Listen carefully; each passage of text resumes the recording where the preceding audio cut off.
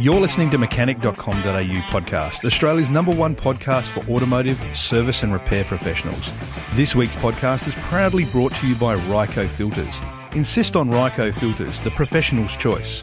I'm your host, Jason O, and today we're joined by Jeff Turner, who is the General Manager of Marketing at Ryco.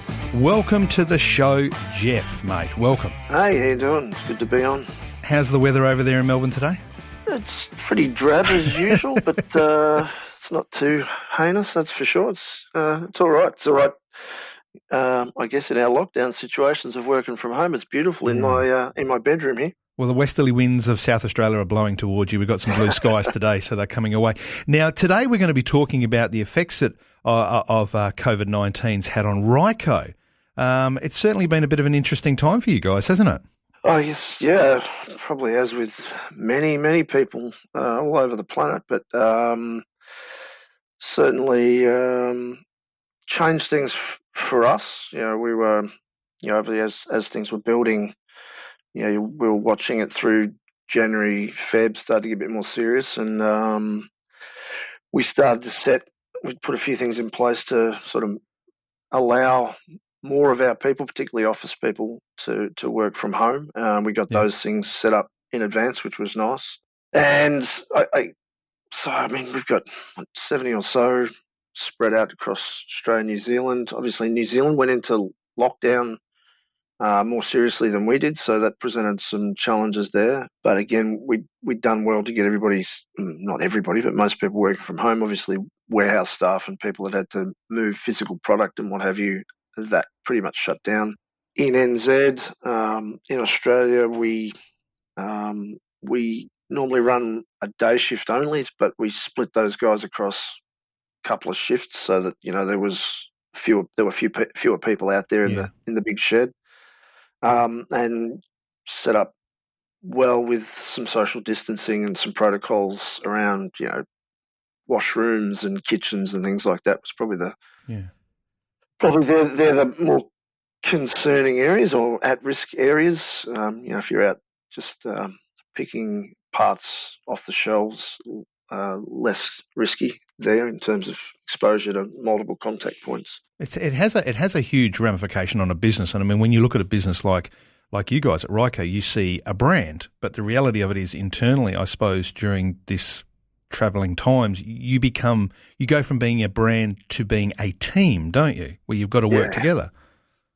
Yeah, very much so. And I mean, we've always been a tight unit. We're not a massive organisation. We've probably the brand has a strong presence, and we probably feel bigger than we are in terms of the number of people we have. And I've been coming up 5 years, and it's been one of the rare places that I've worked where pretty much everybody, to a person's, all pulling in the one direction. There's not too much, there's not too much in the way of politics and that sort of stuff. And we've always been pretty tight. But I would say this has pulled us together even more. We've had to have more care. We still have to have. I mean, we're head offices in Victoria, and as we were talking about before, I'm in a lockdown suburb at the moment, so we still continue to have extra care for one another. And I'm sure as this thing plays out, there's going to be, in my opinion, it's going to be flare-ups all over the planet, and we're going to have to learn to manage those. And again, that care for one another is really important, because you don't have people deal with it mentally as well as physically. And as you're doing these changes, what do you think has been the biggest challenge for all this? Well, I mean, look, you talked about, obviously, your distribution. I mean, distribution, you have a big warehouse, you have people moving around, but when you talk about the logistics and the office side of things and being in lockdown and being in Melbourne, what do you see as being the biggest challenge? The biggest challenge has probably been almost the cultural change to that work from home norm. As in keeping productivity going? Well, I guess that's the concern, isn't it? Right? You think, okay, I'm not going to be able to, watch the people, and are people going to be able to deal with that? And it quickly became more apparent to us that was probably less the problem. So you have to take extra lengths to make sure you keep in touch with people. That was the thing. So the surprise for us for us has probably been just how effective video conferencing is. I guess the world's used to seeing everything through Zoom. We don't use Zoom, no ads. We use Microsoft Teams. There were some issues with Zoom in terms of the way it works with security as far as we were concerned, but it's brilliant. Actually, probably one of the changes, probably getting ahead of where our conversation's headed, but one of the key changes that will probably stick, I would imagine, is that, particularly for, those of us going to visit head offices or businesses, around the country and overseas, is that I would imagine that there'll be less of that in the future anyway, because we've just seen how efficient and effective video conferencing can be. Well, that's an interesting call on your behalf, because a lot of people have been affected by that. And, the old business mentality of video calls, you can have a shirt on top and your trackies on the bottom and you can work from home. What do you see as being the biggest benefit at this point in time to that sort of new age type business for Ryco? That's one of the key things. Obviously our direct sales force it's not really able to interact that way. They still need to at some point visit workshops and mechanics and wholesalers stores and retail outlets, etc. And so that was probably coming back to one of the challenges that's managing. That's been probably one of the bigger issues there. But the benefits is that I think even the connectivity to that distributed, dispersed team nationally and through Australia, New Zealand, we're probably connecting with them even better. They're probably connecting with one another even better. So I think one of the real the benefits has been probably we've gained a significant amount of transparency and clarity through the organisation in terms of all of us being on the same page as to what's happening, what needs to get done. That's been pretty huge, to be honest, and that has brought us together a bit more as well. Well, you look at winter and you look at the way we've been locked down recently, and I'm hearing a lot of stories of people working on vehicles and cars and so forth with the spare time that they do have on their hands, and because they are locked down at home, they're entering almost into a pseudo service season, if you wanted to call it, during this period of time. And I know that the ramifications of this lockdown for you guys and a lot of other businesses is you're getting a lot more online engagement through customers as well. Is that right? Yeah, I guess probably from directly, because we don't sell direct, we're not getting so much there, but definitely through our social pages and our online, Instagram and chat. Again, chat's something that the customer service team is dealing more and more with these days. There's obviously still people calling through, but there's no doubt you're correct there that we're seeing a higher level of interaction through those forms. I think we're probably seeing it a little anyway, but it's probably just energised it and given it a bigger shot in the arm. And people, again, I think even people in their home lives are probably interacting this way more with whatever it be, FaceTime, Skype, whatever it is. So there's just an extra level of comfort with communicating that way, which I guess we're seeing, and I would imagine that'll continue into the future at a higher level forever. Well, let's move into the future, because obviously these changes have had changes and for benefits for the business and the challenges and so forth. But as you're moving forward into the future, things are going to change. And I know you guys have been working closely with Erebus on a couple of projects and so forth. What's the ramifications of that if we crystal ball ahead to what's coming up next? Well, I guess one of the things we did was, as I said, the sales team were able to see people a little less. So the company, I think, showed great care in making sure that people had work and we had continuity of employment, and there's some pretty significant steps and things that were implemented to that end, and with a view to the future. And we were sitting back early March and thinking, okay, how does this play out? Obviously, like a lot of people, worried about am I going to be only able to work 2 days a week? Because some people are going to not be able to work at all. We started implementing things because we said, okay, maybe we can't visit the workshops directly, and maybe there's some phone calls that the guys can do. But these we have a lot of people in our business that have skills other than maybe their jobs that they have at the moment. So the things that we're definitely going to still need for the future coming out of this is going to be, we're still going to continue to have to add range to our program.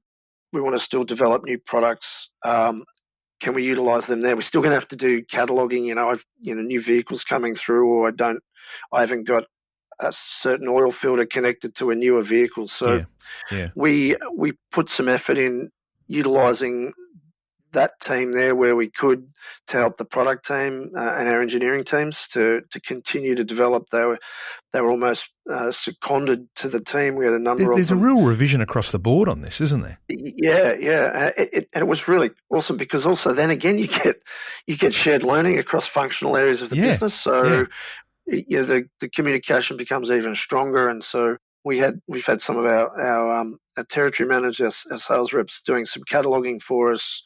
Even like we were still able to source original equipment parts, so they were sourcing some of those for our product team, so we could get new parts going. It's an exciting time, isn't it? It's a very exciting time. I mean, if you can see the silver lining on a lot of this, there's a lot of growth happening at a very quick and concentrated level. And I know there's workshop owners who would be listening to the podcast right now thinking, well, when all this happened, we're thinking not only do we have to look after our staff, but then we're going to have these salespeople who are going to come in with these products, they're going to want to come into the workshop.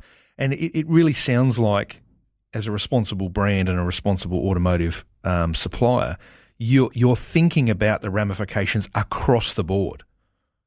Yeah, and that was very much a team thing and a future thing. But we also instituted we started talking a little project we called Future Workshop, but the sales team, in seemingly having some of their downtime and not being able to visit, they started working through, okay, what's the future look like? What's the now look like? Are there some things that we can do to potentially help the workshops? Could we be an information source for them, and maybe, step into a void if nobody's providing the information? Do we look at, having, geared lever knob protectors and steering? What can we provide to help?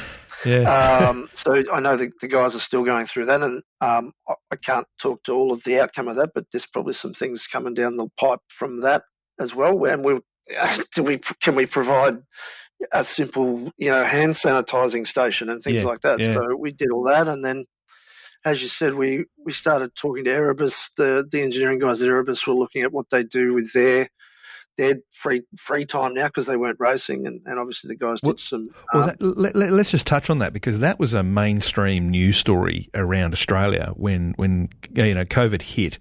I think everyone was kind of looking to the great Australian underdog. We can do it. Let's band together. And one of those first news stories that came out was that Erebus, knowing that supercar commitments had slowed down, they started turning their attention to mask development and mask production, and which is kind of ironic because Ryco do filters. And I almost thought at the time, if Ryco could just get their brand on the front of the Erebus, filters, you guys would be sweet. How's that? Have you had any impact on that development of those products? Well, we certainly, working with Barry and the team there, they were very keen. Betty's got some involvement there, and they were looking at what they could do with those masks, and they obviously reached out to us, and we explored our supply lines to see if we could get a ready-made, or access to a ready-made filter to go inside those masks. So they were using a sort of a standard 3M design. Wow. Intended for, obviously medical situation and for healthcare services. And we found that we had access to the media, but to implement it quickly enough in the shape and everything, that didn't quite work. But we were still exploring that. I guess, unfortunately, in terms of with us flattening the curve, it sort of has halted. If there was to be a significant second wave or something like that, but really what happened was that the healthcare services were well enough supported with what they had access to, because the big high and the big spike in the numbers didn't really eventuate. But we were kind of ready to support, had that eventuated. So that was good. But the interesting little, I guess, the serendipitous situation that came out of that is that caused us really to start looking at our options and what we had access to, and we've unearthed a medical grade media that we will use to upgrade microshield in our cabin filters. Well, I couldn't have imagined you would have had that on your marketing meeting, in sort of late end of the year when you were doing a year in review, thinking, well, next year we're going to move into medical. Like, I can't see that happening. No, it wasn't. It really came out of the situation. Well, born out of necessity, you're now moving in that space. And look, speaking about it, let's move forward to the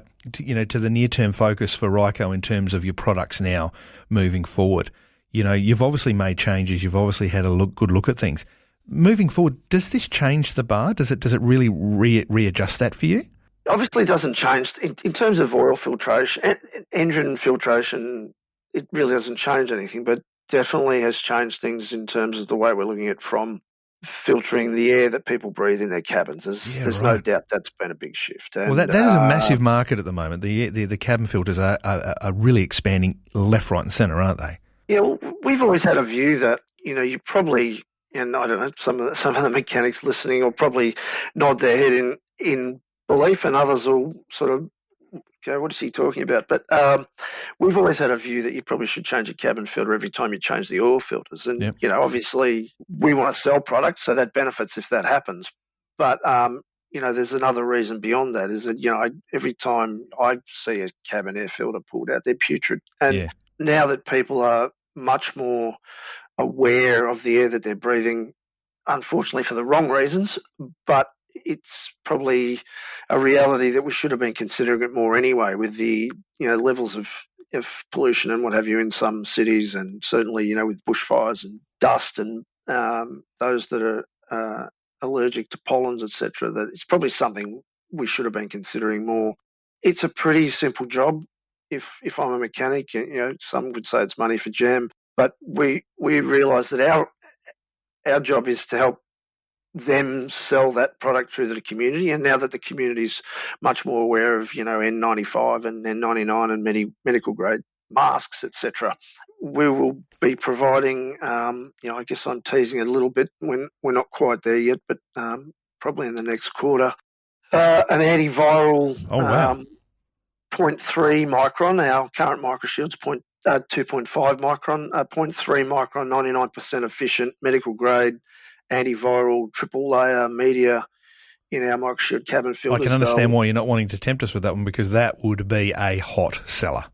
Yeah, and the other thing that we were very conscious of too is you could come into this. We didn't want to be seen to be profiteering also, so we're going to offer that at exactly the same price. So to be aware and just to help people protect their lungs and protect their families better in the car. Well, Jeff, I think that goes to question number, the final question we have here, which is, what do you think mechanics can do to support their customers? And you touched on not wanting to profit from this. This is a time of necessity, and you're responding to that accordingly. And I think the mechanics and the workshop owners out there would recognise that, because they in turn have to look after their clientele. Mm-hmm. So what's the go-to now for mechanics? In your opinion, where should they be going to now to support their customers right now?